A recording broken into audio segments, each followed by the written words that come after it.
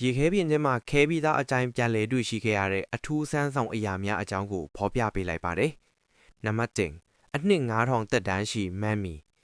1996ခုနှစ်တုန်းကအာဂျင်တီးနားနိုင်ငံအန်ဒီစ်တောင်တန်းပေါ်မှာအသက်73နှစ်အရွယ်မိန်းကလေးတဦးရဲ့အလောင်းကိုရေခဲနေလေအတိုင်းပြန်လဲတွေ့ရှိခဲ့ပါတယ်။သူတေသနာပြုချက်များအရဒီမိန်းကလေးဟာသူမရဲ့ဘဝနောက်ဆုံးနှစ်မှာကိုကိန်းညက်အရက်တွေကိုအများအများသုံးစွဲခဲ့ကြောင်းသိရှိခဲ့ရပါတယ်။နံပါတ်2အနှစ်3200သက်တမ်းရှိဘက်တီးရီးယား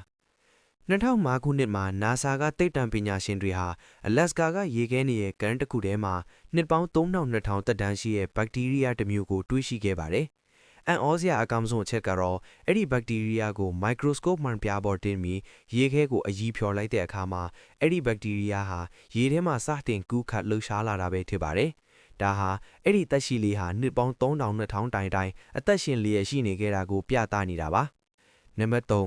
ဝူလီမတ်မတ်2010ပြည့်နှစ်မှာတော့စိုက်ဘေးရီးယားဒေသမှာရေခဲနေရဲ့ဝူလီမတ်မတ်စင်ကြီးတစ်ကောင်ရဲ့ရုပ်အလောင်းကိုတွေ့ရှိခဲ့ပါတယ်။မတိသေးတဲ့သူတွေသဖြိုဖျက်ရရင်ဝူလီမတ်မတ်ဆိုတာအခုခေတ်စင်တူနဲ့တော်တော်လေးတူတဲ့မျိုးစိတ်ဖြစ်ပြီးလွန်ခဲ့တဲ့နှစ်ပေါင်းများစွာကတည်းကကဘာပေါ်ကနေမျိုးသုံးပြောက်ကွယ်သွားခဲ့တာပါ။စစ်ဆေးချက်တဲ့အရဒီရုပ်အလောင်းဟာတက်တန်းအားဖြင့်39တောင်ရှိပြီဖြစ်ပြီးအလေးချိန်အားဖြင့်ကီလိုဂရမ်9000ခန့်ရှိတယ်လို့သိရပါတယ်ခင်ဗျာ။နောက်ထပ်တင်တဲ့ဗီဒီယိုတွေလည်းသိရအောင် like and follow လေးလုပ်ခဲ့ကြပါအောင်နော်။